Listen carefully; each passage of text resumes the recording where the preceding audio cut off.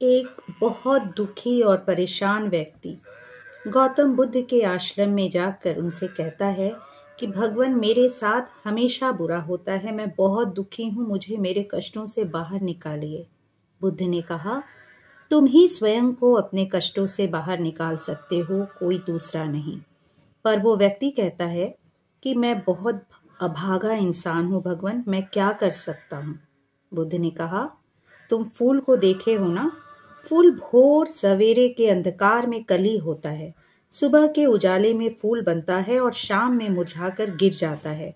अगर वो भी इस बात की चिंता करे तो वो खिल ही नहीं पाएगा। अपने जीवन में देखो कितना कुछ है खुश रहने का कारण, उसे देखो और खुश रहो। बुद्ध ने उस व्यक्ति से अपने आश्रम में 2 दिन तक रहने को कहा, पर शर्त ये रखी कि इन 2 दिनों तक उसे कुछ भी नहीं बोलना है, मौन धारण करना है। साथ ही 2 अलग अलग कागज में अपने दुख और सुख को लिखना है। 2 दिनों बाद जब वो व्यक्ति बुद्ध के पास आया तो वो पहले से काफी शांत था। बुद्ध ने उससे पहले दुखों वाले कागज को पढ़ने को कहा। उसमें लिखा था, मेरे रिश्तेदार और पड़ोसी बहुत तरक्की कर चुके हैं। मैं काम से जी चुराने वाला इंसान हूँ और मैं उनकी तरक्की से बहुत जलता हूँ।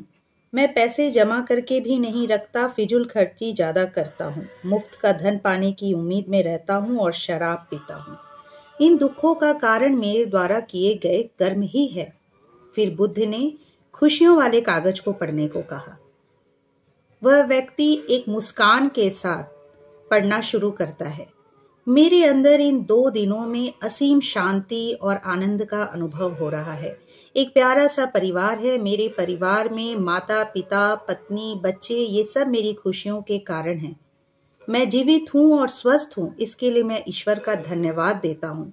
मैं काम करके अपनी आमदनी बढ़ा सकता हूँ, बिना किसी से तुलना किए अपने परिवार को खुशहाल बना सकता हूँ और आपके आशीर्वाद से मेरे अंदर जिस मानवता ने जन्म लिया है उसकी सहायता से मैं अपनी सारी बुरी आदतें छोड़कर आनंद से जीवन बिता सकता हूँ।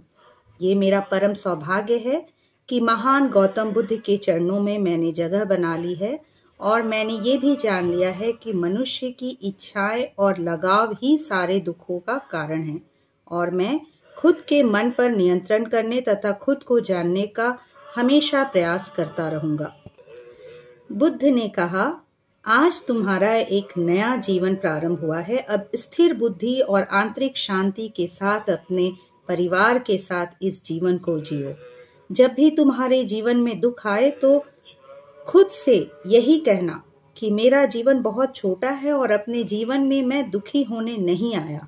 शांति से बैठकर दुख की वजह जानने की कोशिश करना और दुख को नष्ट करना, और तभी तुम अपनी आंतरिक शांति और कभी न खत्म होने वाले आनंद को प्राप्त कर सकते हो।